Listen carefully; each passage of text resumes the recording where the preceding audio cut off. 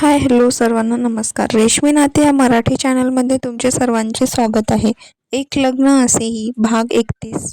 You know भाई, वहिनी आज माहीच्या रूममध्ये झोपणार होती. श्याम हसत म्हणाला. देवांशने कपाळावर आठ्या आणून सईकडे बघितलं. तिने लगेच खाली मान घातली. पण अजूनही प्रश्न हा आहे की वहिनी पास आहे की फेल, माही म्हणाली. आता पुन्हा सगळे सईकडे बघत होते. असं बघू नका प्लीज, मला अगोदरच भीती वाटतेय, सई क्यूट फेस करून म्हणाली. आता कसं कळेल, श्याम म्हणाला. कॉलेज वेबसाईट, राजू लगेच म्हणाला. राईट, श्याम म्हणाला. राजूने देवांशला पटकन त्याचा लॅपटॉप आणून दिला आणि देवांशने त्यावर तिच्या कॉलेजची वेबसाईट ओपन करून रिझल्ट चेक केला. रिझल्ट वाचून देवांशच्या कपाळावर आट्या पडल्या आणि ते पाहून सईने पुन्हा रडकं फेस केला. त्याने सईकडे बघितलं. आता सगळे देवांशचे एक्सप्रेशन आणि सईचे एक्सप्रेशन बघत होते. भाई, का सस्पेन्स क्रिएट करतोय, सांग ना पटकन, माही म्हणाली. पास, देवांश म्हणाला आणि त्यावर सगळ्यांनी एकच सल्ला केला. वहिनी पास झाली, माही म्हणाली. पार्टी पार्टी पार्टी, श्याम म्हणाला. अरे sister, now smile, you are pass, Raju अजूनही आश्चर्याने देवांशकडे बघणाऱ्या सईला म्हणाला. ती एकसारखं देवांशला खरंच पास झाले का या आविर्भावात पाहत होती. बॉस, राजू डोळे बारीक करून म्हणाला. त्यावर देवांश हसला. Yes, you are pass, Devansh हसत म्हणाला आणि हेही तिघे मस्त उठून नाचत होते. सईने आनंदात पळत पळत जाऊन देवांशला मिठी मारली आणि त्याच्या गालावर किस केलं. हे तिघं आश्चर्याने तोंडावर हात ठेवून त्यांच्याकडे बघत होते. देवांश पण डोळ्यांची फडफड करत तिच्याकडे बघत होता. मुझको इतना बताए कोई, कैसे तुझसे दिल ना लगाए कोई, रब्बा ने तुझको बनाने में कदर दी है हुस्न की खाली तिजोरिया. मी खरंच पास झाले. सईने पुन्हा त्याच्या दुसऱ्या गालावर किस केलं आणि समोर सगळे नाचत होते. त्यांच्यात नाचायला गेली. वेडीने भावनेच्या भरात तिने सगळ्यांसमोर काय कृती केली तिच्या लक्षातच आलं नाही. काजल की सिहाई से लिखी है तूने जाने कितनों की लव स्टोरिया. मग बाकी पण आम्ही काहीच पाहिलं नाही असं दाखवत तिच्या भोवती नाचत होते. देवांश गालात हसला. तिच्याकडे बघत होता. तीही हसत त्याच्या गोल फिरत नाचत होती. केसरिया तेरा इश्क ए पिया, रंग जाऊ जो मैं हाथ लगाऊ, दिन बीते सारे तेरी फिक्र में, रोन सारी तेरी खैर मनाऊ. सई पास तर झाली होती पण आठावर. देवांशच्या अपेक्षेप्रमाणे तिचा रिझल्ट अजिबात नव्हता, पण पास झाली याचं समाधान त्याला होतं. कारण जी मुलगी अशा कंडिशनमध्ये पास होऊ शकते ती जर नियमित अभ्यास केल्याने नक्कीच टॉप करू शकते याची खात्री होती त्याला. नाचून नाचून सगळे दमले होते. आता सगळे तिला किती मार्क्स पडले हे पाहत होते. सगळ्या सब्जेक्टमध्ये मॅडम काठावर पास होत्या. हे हे हे भाई, युनिव्हर्सिटी टॉपर आणि वहिनी काठावर पास, हसत म्हणाला. असू दे, आमची सिस्टर नेक्स्ट सेमिस्टर टॉप करेल, राजू म्हणाला.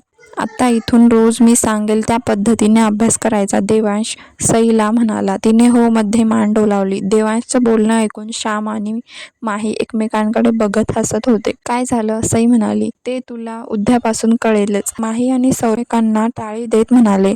बस झालं टाइमपास, आपापल्या रूममध्ये जाऊन झोपा, देवांश त्यांना रोखून बघत म्हणाला. गुड नाईट वहिनी, श्याम तिला एका साईडला करत म्हणाला. गुड नाईट सिस्टर, राजू तिच्या डोक्यावर हात ठेवून म्हणाला. आणि वहिनी चल, माही म्हणाली.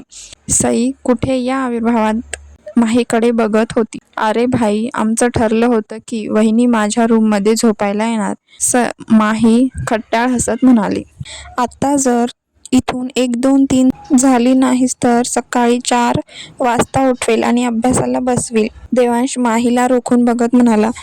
ते तर वहिनीच म्हणून म्हणाले आणि मला मार्क्स चांगले पडतात, वहिनीला कमी आलेत, माही बेडवरून उठत म्हणाली. म्हणजे मी 4ला उठून अभ्यास करायचा ना. सईची ट्यूब पेटली आणि तिने विचाराने डोळेच मोठे केले. वहिनी, तू पास होऊन काहीच फायदा झाला नाही, श्याम म्हणाला. का, सई म्हणाली. कारण उद्यापासून तुझी बँड वाजणार आहे, माही दात काढून म्हणाली.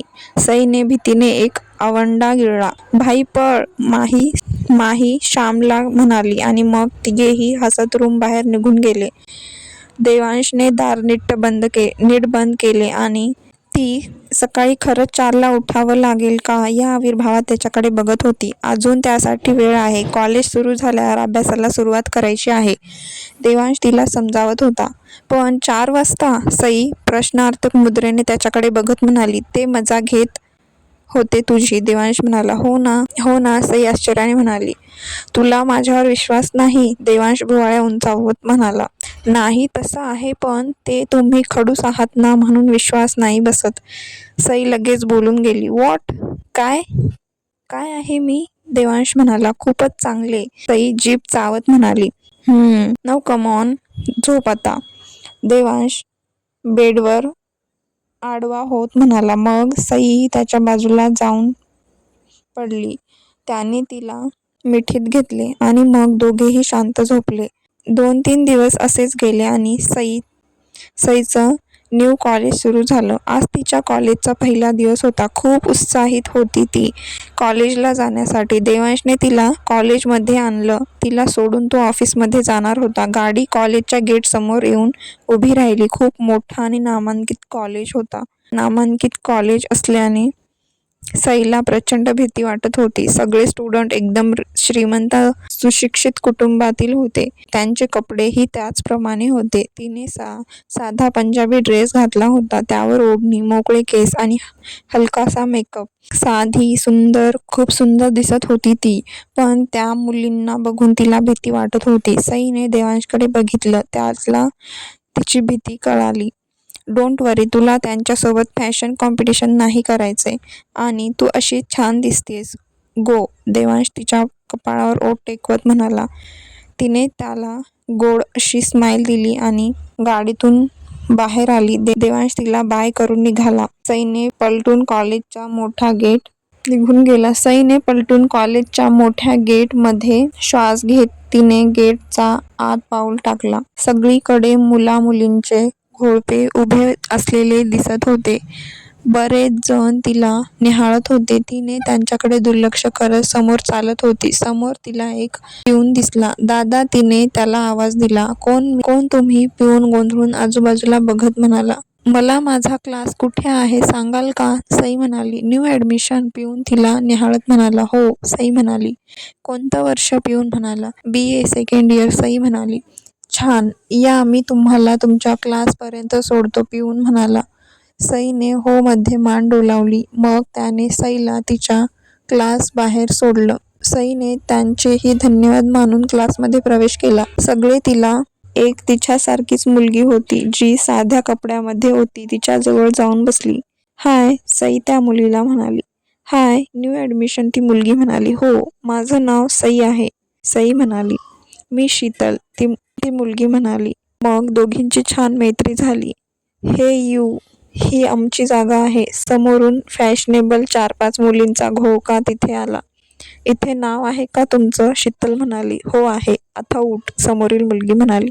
नाही उठणार, इतका मोठा क्लास आहे आणि सगळे डेस्क रिकामे आहेत, शीतल म्हणाली. हेच धंदे करायला इथे येता वाटतं. सई, चल आपण पुढे बसू, शीतल डेस्कवरून उठत म्हणाली. निघ काकू, बाईक उठली. त्या मुली त्यांची खिल्ली उडवत म्हणाल्या. मग सई आणि शीतल समोरच्या डेस्कवर जाऊन बसल्या. आगाऊ कुठल्या, शीतल त्यांना शिव्या घालत होती. सईला हसूच आलं. खरंच कुठून दुर्बुद्धी सुचली आणि या कॉलेजला ॲडमिशन घेतलं असं झालं आहे, शीतल म्हणाली. का, काय झालं? कॉलेज चांगलं नाही का? सई म्हणाली. कॉलेज चांगलं आहे, पण ही अशी स्टुडंट त्यांच्यामुळे खूप त्रास होतो. एकतर सारखा गोंधळ घालतात आणि वरून श्रीमंतीचा माज दाखवतात, शीतल म्हणाली. माझा नंबर स्कॉलरशिपमुळे फ्री सीटमध्ये लागला म्हणून मी इथे आले आहे, नाहीतर केव्हाच सोडून गेले असते, शीतल म्हणाली. कॉलेज चांगलं आहे ना, मग जाऊ दे, आपल्याला बाकी गोष्टींचं काही घेणं देणं नाही, सई म्हणाली. खरं आहे, शीतल म्हणाली. तितक्यात प्रोफेसर क्लासमध्ये दाखल झाले. त्यांची नजर सईवर पडली. नवीन चेहरा पाहून त्यांनी तिची विचारपूस केली. तिने त्यांना तिची ओळख सांगितली. तिच्या आयडीवर सई सावंत नाव असल्याने तिने तेच सगळ्यांना सांगितलं. तिचा आवाज, बोलण्याची पद्धत आणि साधेपणा पाहून बरीच मुलं तिच्याकडे टक लावून बघत होते. आजकाल मुलींच्या चॉईसला काय झालंय काय माहीत. काकूबाई सारख्या दिसणाऱ्या मुली पण ताडताड पाठीमागून आवाज येत होता. असेच एक एक करून 4 लेक्चर झाले आणि पहिला दिवस असल्याने एक लेक्चर ऑफ होते. ते सर आले नव्हते. हे चल तुला कॉलेज कॅन्टीन दाखवते, शीतल म्हणाली. अगं पण लेक्चर असेल ना, सई म्हणाली. ओके, सई म्हणाली. मग दोघी कॅन्टीनमध्ये गेला. खूप मोठी कॅन्टीन होती. सगळीकडे मुलं मुलीचे घोळके दिसत होते.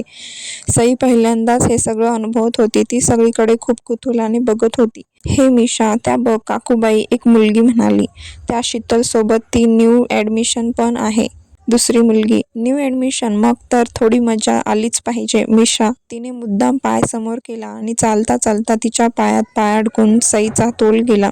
तिचा बॅलन्स गेला आणि ती खाली पडणारच की एका मुलाने तिला पाठीमागून पकडलं. सईने घाबरून डोळे बंद केले होते. तो तिच्याकडे बघत होता. शेट, सरांना पण आत्ताच यायचं होतं, मिशा पुटपुटली. आर यू ओके, समोरून आवाज आला आणि सईनं चमकून समोर पाहिलं. तिच्यासमोर एक हँडसम, धडधाकट असा मुलगा उभा होता. सई गोंधळून त्याच्याकडे बघत होती. सई, तू ठीक आहेस? शीतल म्हणाली. हा, मी ठीक आहे. सॉरी, सई त्या मुलीला म्हणाली आणि लगेच नीट उभी राहिली.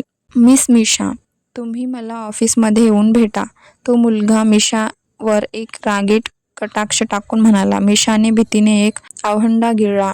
तो मुलगा निघून गेला. कोण होते ते? सई त्याच्या पाठमोऱ्या आकृतीला बघून म्हणाली. पवार सर. आता जे लेक्चर ऑफ आहे ना, ते यांचेच होतं. आज येणार नव्हते पण आलेत, शीतल म्हणाली. मग लेक्चर? सई म्हणाली. आता नाही होणार. सर खूप स्ट्रिक्ट आहेत. हा, बरं झालं, या मिशाला असंच पाहिजे. आता तिची काही खैर नाही. सर कॉलेजच्या ट्रस्टीचे सुपुत्र आहेत. बरं चालतं त्यांचं कॉलेजमध्ये. सगळे त्यांना भितात, सगळे त्यांना, शीतल हसत म्हणाली. अच्छा, सई म्हणाली.